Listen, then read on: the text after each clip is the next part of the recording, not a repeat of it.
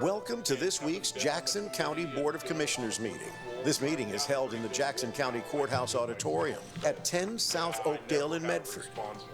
This meeting is held every Wednesday morning at 9:30, as long as a quorum of 2 commissioners is available to conduct the business of Jackson County. Your Jackson County Commissioners broadcast this meeting over Rogue Valley Television, and it's available for streaming and review at jacksoncountyor.gov. Under the Government tab, under Recorded Meetings, click on RVTV Live Streaming. The types of business that occur at this meeting include public hearings, official voting on actions by the Board of Commissioners, presentations by departments of the county, and recognition of service that makes our county great. Agendas of the meetings are posted on the Commissioners' Bulletin Board and released on the county's website and through local media in the time required for public notice. Many of the conclusions on the business presented to the Board of Commissioners have been discussed in detail and prepared by the administrative office and staff prior to consideration at this meeting and the official vote. These prior discussions also have been properly noticed and the work done in a transparent manner. We encourage you to come and experience the process by attending any of these meetings or watch online at jacksoncountyor.gov. And now, your Jackson County Commissioners, Randy Sparacino, Rick Dyer, and Colleen Roberts, working for you.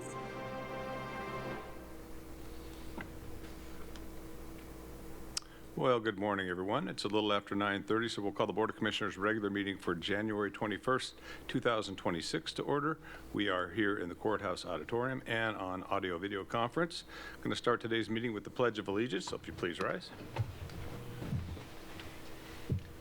I pledge allegiance to the flag of the United States of America and to the republic for which it stands, one nation, under God, indivisible, with liberty and justice for all. Thank you. We'll now enter into our request for and discussion of non-agenda items. We do have a 5-minute limit pursuant to the codified ordinances of Jackson County, Section 213.06.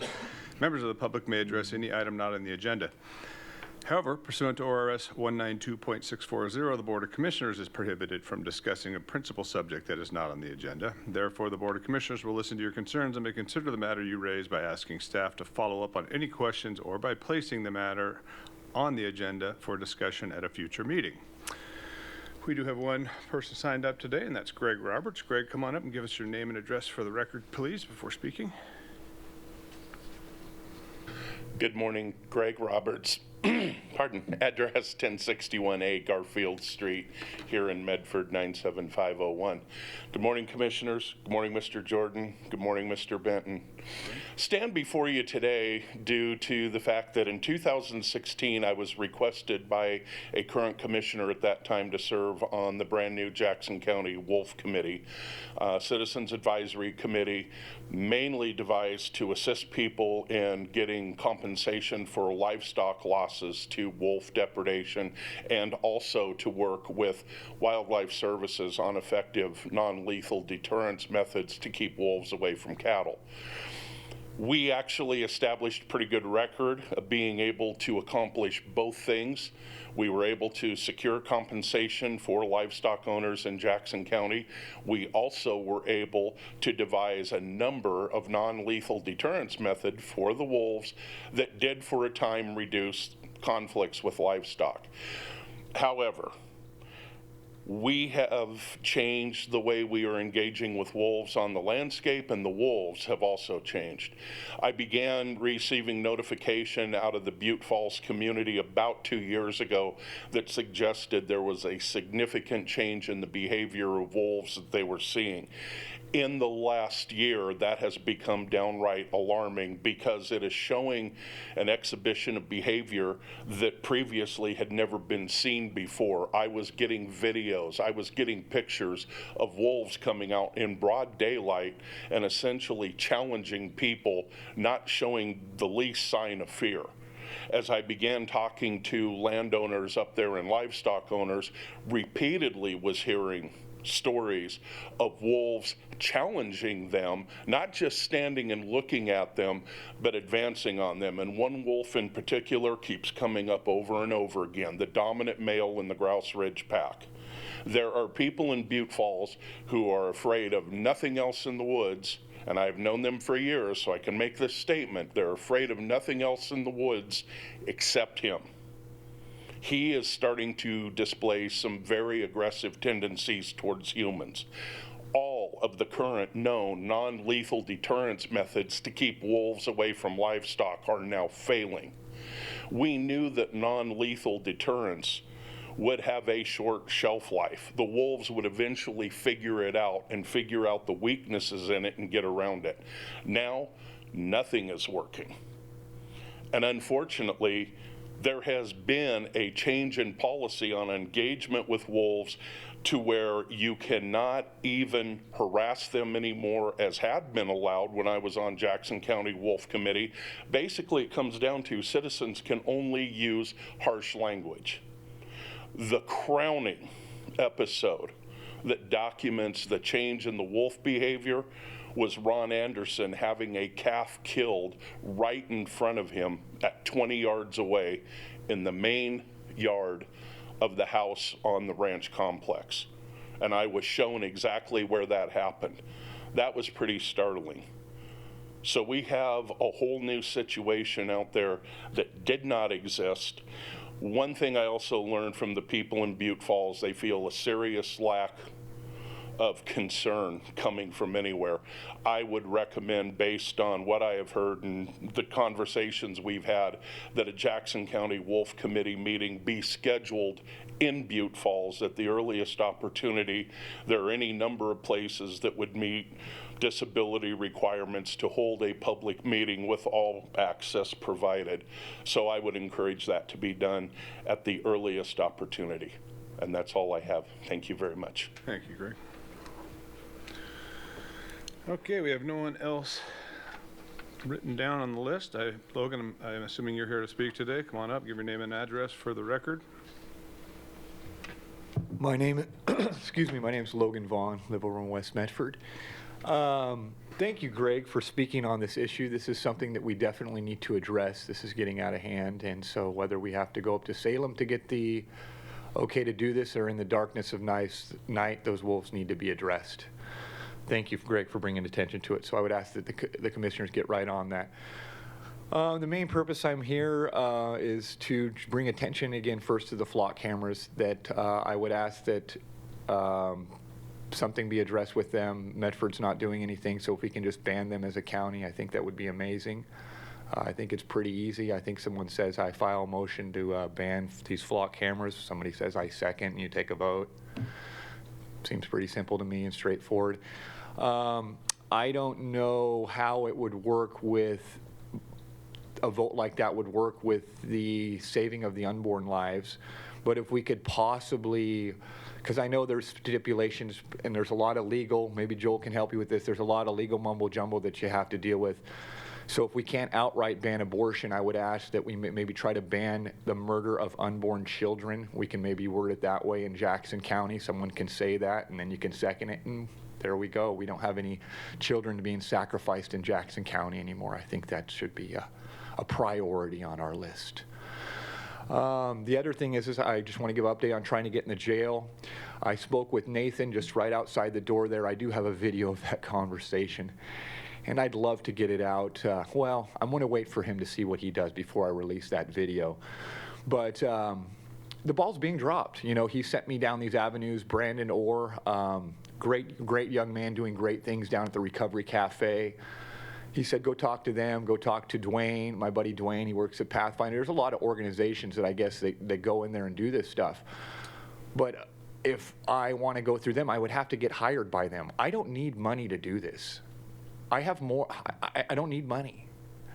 I want to do this for free, but there's just so many hangups where you have to be able to work for one of these organizations and come in underneath their umbrella. So I'm getting sent down wrong avenues by Nathan Stickler. He's sending me on rabbit races, rabbit holes, goose chases, if you want to call them, wild goose chases. But anyway, it's nice. I got to speak with some nice people in our valley that really do want to see this happen.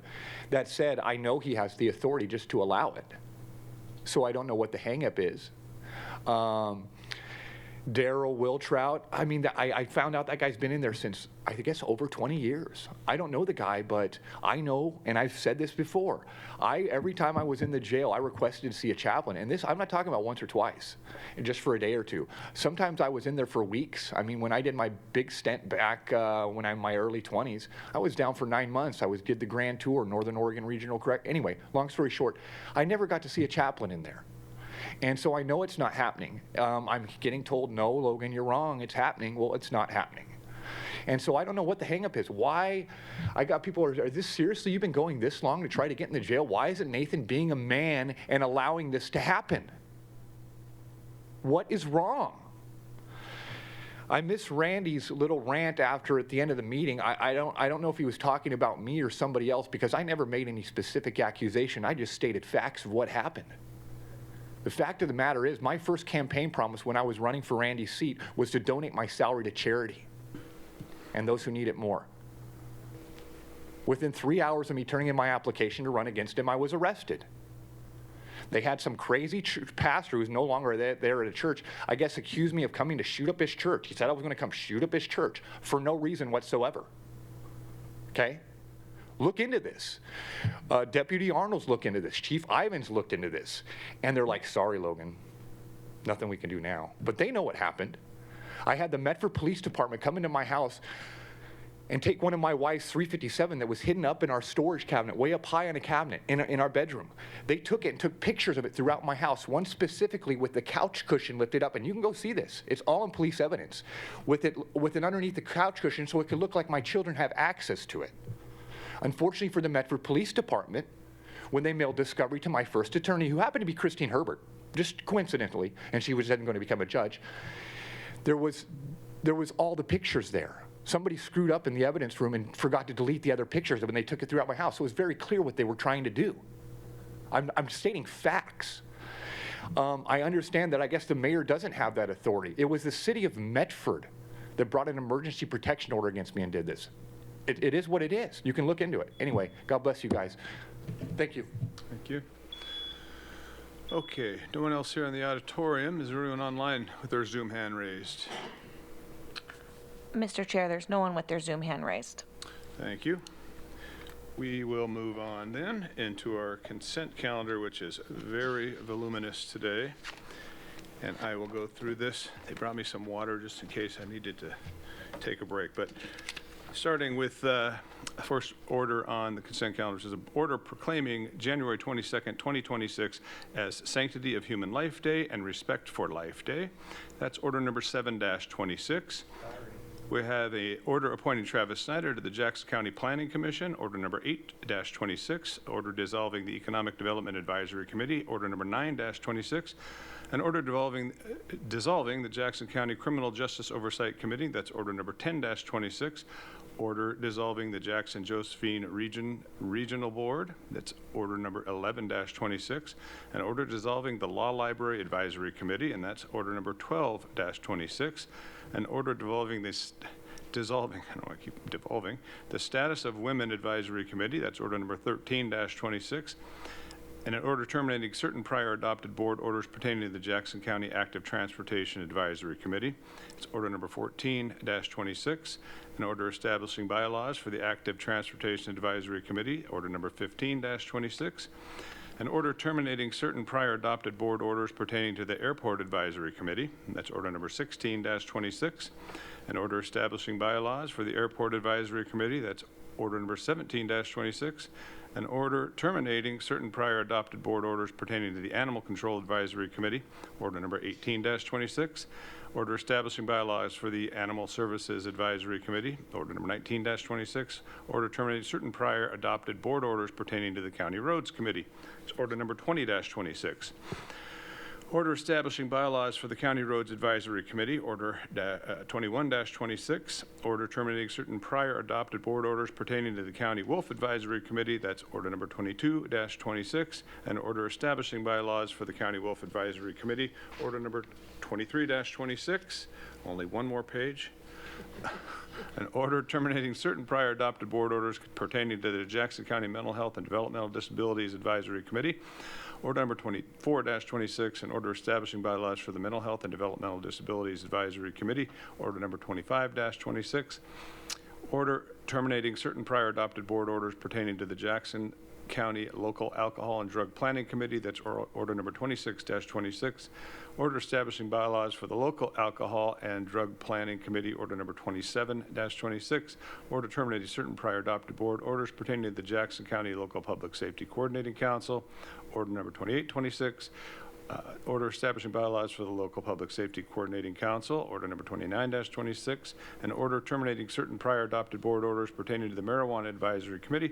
It's order number 30-26, and order establishing bylaws for the Cannabis Advisory Committee, order number 31-26, order terminating certain prior adopted board orders pertaining to the Jackson County Regional Disposal Site Advisory Committee. It's order number 32-26, and an order establishing bylaws for the Regional Disposal Site Advisory Committee.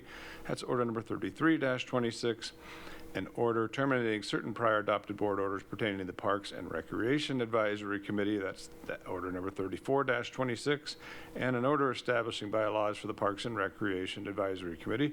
Order number 35-26.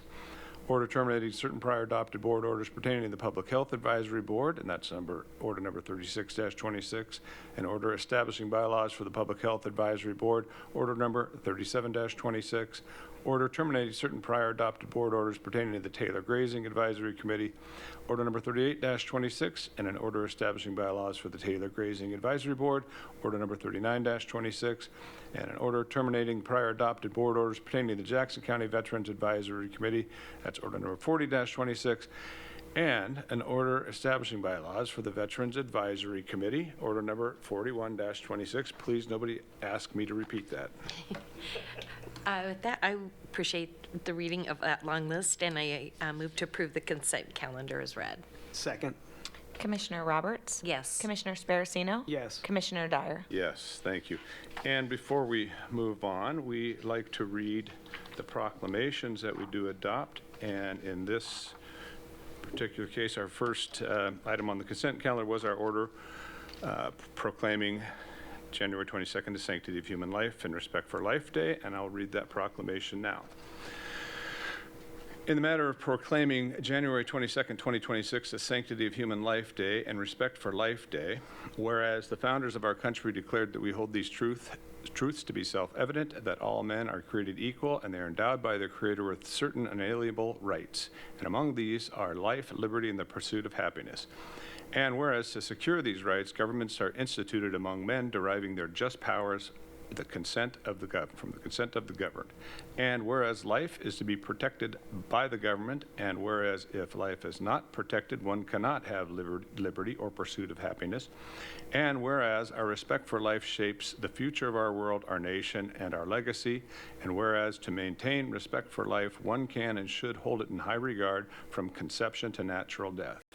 Now, therefore, the Board of Commissioners of Jackson County hereby proclaims January 22nd, 2026 as Sanctity of Human Life Day and Respect for Life Day, dated this 21st day of January 2026 at Medford, Oregon, and signed by the Jackson County Board of Commissioners. Mr. Chair, if I could add something? Sure. I'd like to commend Commissioner Roberts on her work towards the Respect for Life and her work towards safe baby boxes and the stuff that you do locally for this particular cause. I think it's very commendable. Thank you.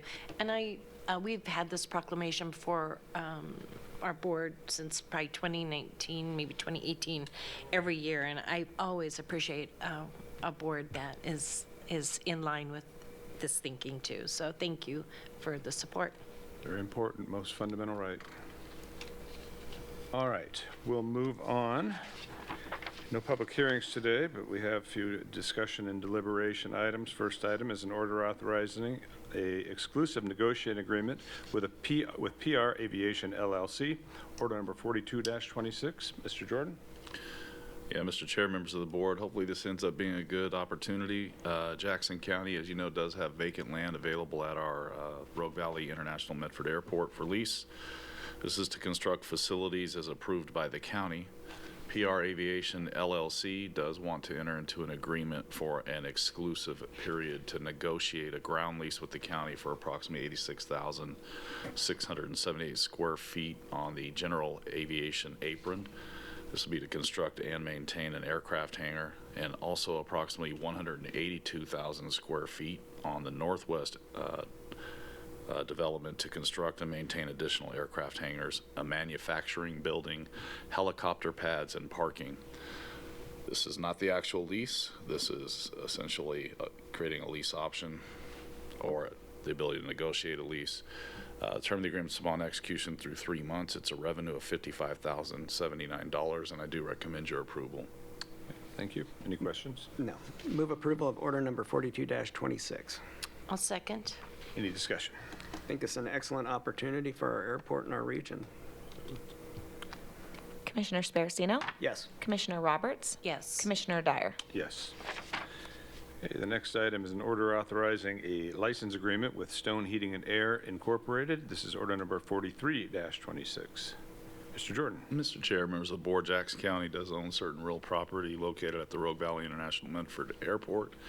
In this case, Stone Heating and Air Incorporated does seek to use a below-grade area of the airport for the purpose of installing and maintaining fiber optic cables to the address of 5235 Rainbow Drive in Central Point. The term of the agreement is upon execution. It'll remain in effect unless terminated as provided for in the agreement. It's an estimated annual revenue of $425, and I do recommend your approval. All right, thank you. I will move to approve order 43-26. Second? Commissioner Roberts? Yes. Commissioner Sparacino? Yes. Commissioner Dyer? Yes, thank you. And the next item we have is an order authorizing a Jackson County Services contract with Addictions Recovery Center Incorporated. This is order number 44-26. Mr. Jordan? Mr. Chair, members of the board, in this case, Addictions Recovery Center Incorporated will provide evidence-based services to adults on supervision within the Recovery Opportunity Court program. That program supports adults on supervision with substance abuse challenges, aiming to reduce recidivism, decrease prison utilizations, lower substance abuse, promote long-term recovery, and enhance accountability. Funding for these services is provided by the Specialty Courts Grant Program through the state of Oregon by and through its Criminal Justice Commission. Term of the contract is July 1st of 2025 through June 30th of 2027. It does require ratification to become effective July 1st of 2025. It's expense of $231,921, and I do recommend your approval. Move approval of order number 44-26. I'll second. Any discussion on this? This is a good program, and it's actually been fairly successful at reducing recidivism and getting people off of substance abuse, so I think it's a good thing. Always been a big fan of Rock Court, and appreciate Addictions Recovery Center for participating in that and providing those necessary services, so yeah. Commissioner Sparacino? Yes. Commissioner Roberts? Yes. Commissioner Dyer? Yes. Okay, the last item on our agenda today is an order authorizing grant agreement number IME-27-04 with the state of Oregon by and through its Criminal Justice Commission. This is order number 45-26. Mr. Chair, members of the board, Jackson County has been awarded a grant through the Illegal Marijuana Market Enforcement Grant Program with the state of Oregon by and through its Criminal Justice Commission. The program provides funding to local law enforcement agencies to investigate crimes and enforce laws related to illegal marijuana activities. Counties received this grant previously. In fact, I think the county instigated the creation of this grant when we declared an emergency due to being infiltrated by illegal marijuana grows. Most recently, we had a grant for the period of January 4th, 2022 through December 31st of 2025. so approximately 3 years. That grant was in the amount of $12,422,532, which actually was about a third of what we requested from the state, if you'll recall. The term of this agreement's upon execution through November 30th of 2027. This is for the project period of October 1st of 2025 through August 31st of 2027. I do want to say that we have asked in recent legislative sessions for a refunding of this funds for the county and specifically targeted at Southern Oregon. We were pretty much unsuccessful in getting this refunded. I know during the short session there'll be an effort.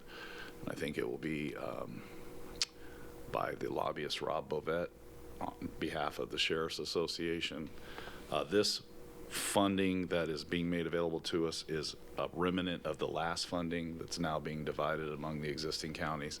I do want to tell you that initially our request was higher than we're receiving. The state, in this case, Criminal Justice Commission, originally made an effort to equally split the money among all counties, even though we have an unequal amount of marijuana issues between the counties. I want to congratulate and show appreciation for our sheriff who argued with the methodology that the state was using, really contending with, the Criminal Justice Commission trying to satisfy political agendas rather than really address where the majority of the problem is, and everybody in our state knows that's in Southern Oregon.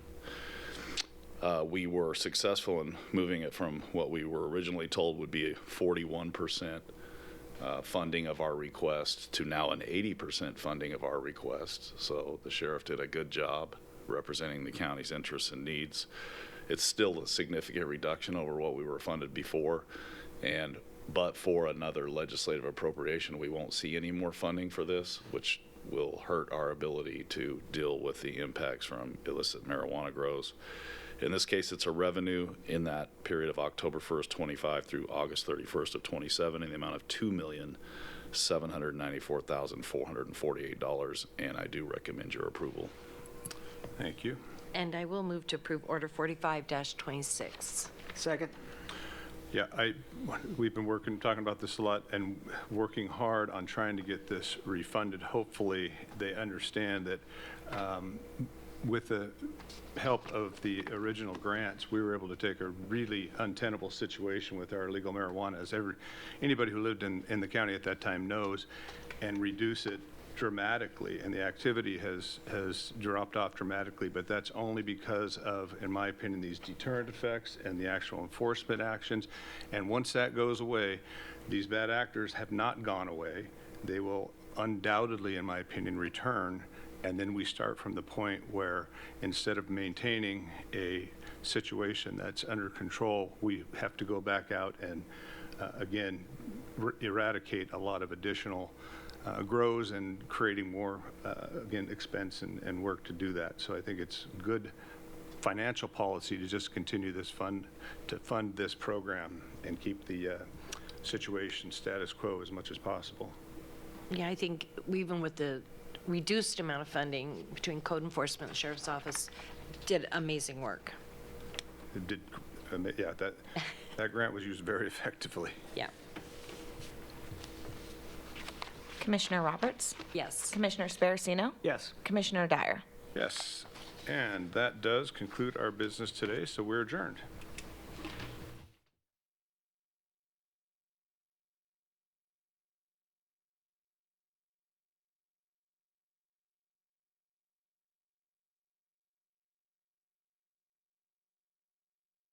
We hope that you've enjoyed this week's Jackson County Board of Commissioners meeting.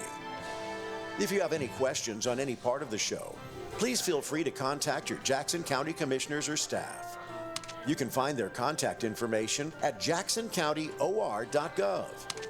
To review the content of this or any other meeting, under the Government tab, under Recorded Meetings, click on RVTV Live Streaming.